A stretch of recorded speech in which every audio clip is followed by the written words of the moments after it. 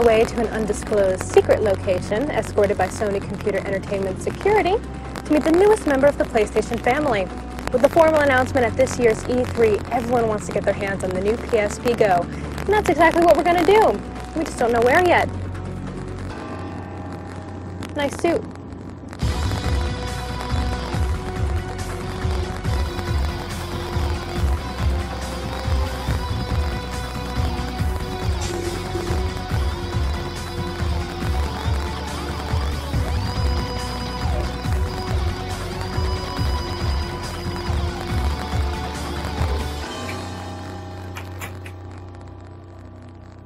Over here.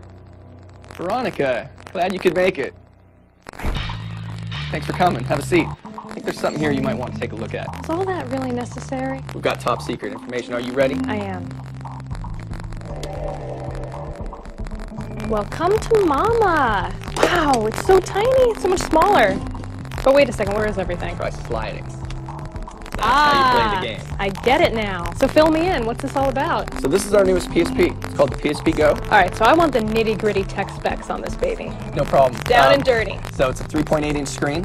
It's 43% lighter than the PSP 3000. 16 gigs flash memory, Bluetooth support, and all digital content. So the UMD drive goes away. So it's going to be, I think, something that a lot of consumers are going to really like, being able to just download straight to a hard drive. It's a memory stick micro. Yeah, I you're just picking noticed, out here, yeah. so that you can add extra memory to it if you'd like. Again, there's no excuse. If you run out of space here, you have a lot of content. So it'll be something that the digitally savvy consumer is going to really enjoy. We'll set it right down here between the two of us. So tell me more about the digital content. I mean, is it mainly going to be games, or are there going to be TV shows and movies as well? Yeah, so there'll be a mixture. So, you know, a lot of the emphasis will be on games, and I think a lot of the people buying it initially say, I just want to buy games, and there's games like Gran Turismo that are being announced at E3, and Little Big Planet we announced before, and Jak and Daxter, and there's even a new Metal Gear Solid coming. So all of those games will be available.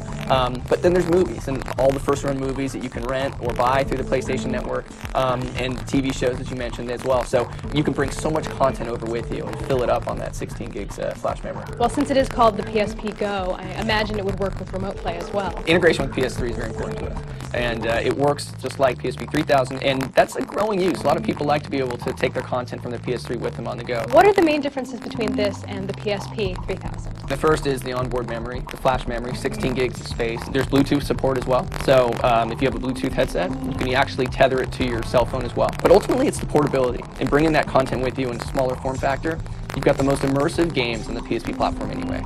Now you've got a smaller unit to do it with. Is this going to replace the PSP 3000, or can you still get one of those if you want to? It won't replace the 3000. We're going to keep them both on the market. So if you're a consumer and you say, you know what, I really like tangible products, I like the disc, you can go out and get the 3000 and purchase UMD discs and movies and games with that. If you like digital and ease of use and kind of a more premium nature, the PSP Go is for you.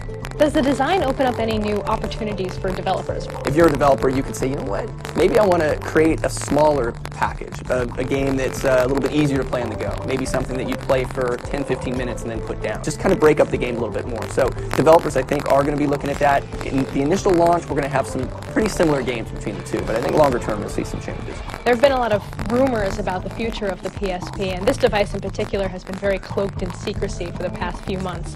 Why this? Why now? Well, it's, you know, I think it's relevant. I think in this particular case, we always look to push innovation. For us, we wanted to get into digital and really kind of meet the needs of our consumer. More and more consumers are going online to purchase music, and they're starting to purchase games, and they're purchasing some movies. We always want to be ahead of that curve. We look at each of our products as 10-year life cycle products, so this needs to live on. Our view of the world is, you know, digital is going to become more and more important as we go along here, and ease of use factors make it that much more important. Does it speak to Sony's long-term strategy to have downloadable content as opposed to hard media? We're going to look at a kind of a shared strategy there, actually. Hard media, tangible goods have their place, and I think that many consumers say, you know what, I'd really like to be able to just hold that disc. But there's certainly a growing segment culturally that want to be able to have digital goods. They've grown up with being able to download movies and music, and now they can download games. This is clearly the start of something really cool with the PSP Go. Where do you see it going in the future?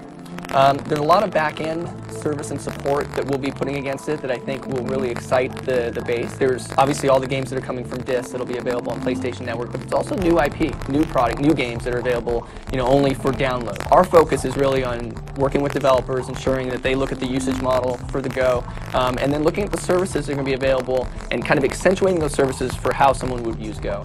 When are we going to see this available?